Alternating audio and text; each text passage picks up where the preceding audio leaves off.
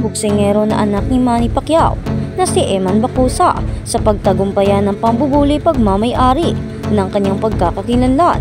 Manny Pacman Pacquiao kasama ang kanyang anak na si Eman Bacosa Pacquiao. Nagbukas si Eman Bacosa Pacquiao tungkol sa paglaki na alam niya ang tungkol sa kanyang sikat na ama at ibinahagi niya kung ano ang naramdaman niya sa muling pakikipag-ugnayan at pagkilala sa boxing legend na si Manny Pacman o Pacquiao. Ang 21 anyos na Dead Ranger sa kanyang sikat na ama ay nagsalita tungkol sa kanyang paglaki ng mga taon sa tago, ang kanyang maagang kaalaman tungkol sa komplikadong sitwasyon ng kanyang mga magulang, at determinasyon sa pagsunod sa mga yapak ng kanyang ama sa mundo ng boxing. Lumaki si Eman kasama ang kanyang ina na si Joanna Bacosa. Sinabi sa kanya na nakilala ni Joanna si Pacquiao habang nagtatrabaho sa Maynila. Nagka-developan ako na po yung bunga. Simula bata pa ako, kilala ko na po na daddy ko si Manny Pacquiao. Eman told Jessica Soho in an interview that aired Sunday, November 9 on the broadcast journalist lifestyle show Kapuso Mo Jessica Soho. Ipinagmalaki niya ang kanyang ama na ipinagmamalaki niya ito.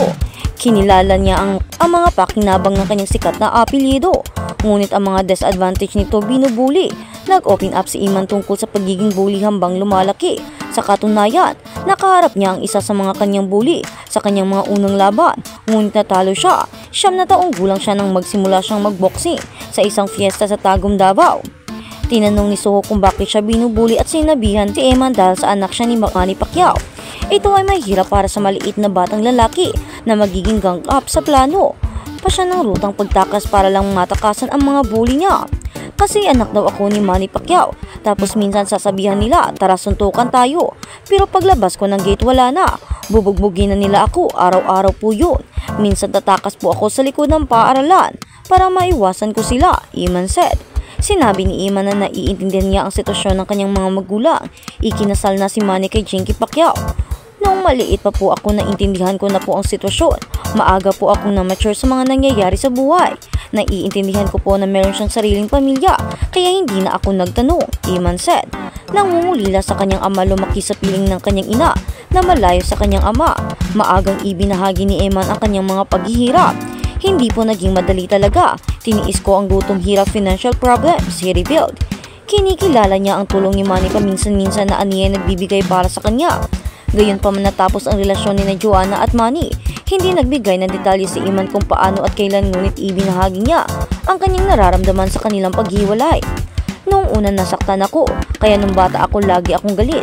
Naiinggit ako sa ibang bata, lalo na sa tuwing Father's Day. Nakikita ko na kasama nila ang mga papa nila. I've always longed for my father's love ever since I was a child. I barely know him. Sabi ko, Lord, sana makasama ko man lang siya ng buong araw o kahit saglit lang. Nung bata pa ako, Eman said.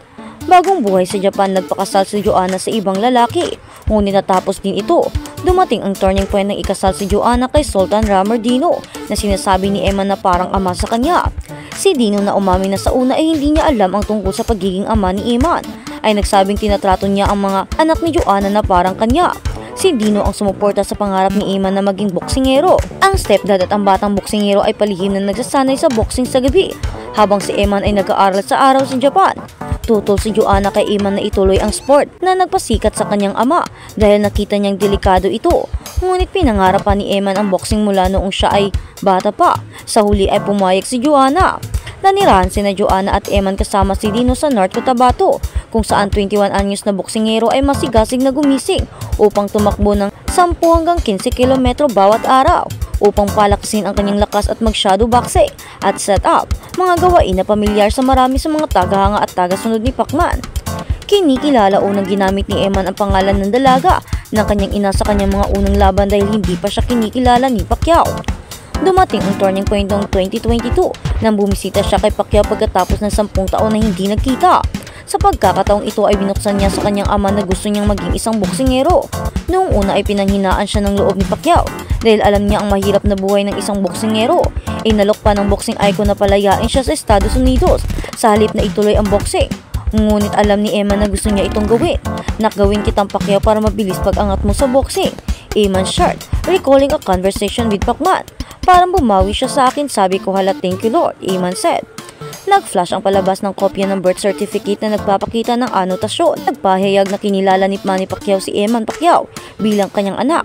Nabasa na ni si Eman ay tatawaging Emmanuel Bacusa Pacquiao na ipinangalan sa totoong pangalan ni Manny Manuel. Pasok po ako ng kwarto, doon po ako umiyak, sabi ko, Lord, thank you Lord. Nag-usap ng heart to heart, humingi na rin po siya ng tawad sa akin at pinatawad ko na rin po siya. At saka sabi ko rin naman po sa kanya na naiintindihan ko ang sitwasyon niyo. Ang importante lang sa akin ay makasama kayo, Eman said. His relationship with Pacman's wife, Jinky, is good. Eman said they talk from time to time. His paternal grandmother, Mami Dionesia, even thinks him to be his dad's look-alike. Gusto ko ring maging world champion gaya ng daddy ko. Kung hindi man 8 division, maging undisputed champion, he said. Napanatili niya ang kanyang malinis na record.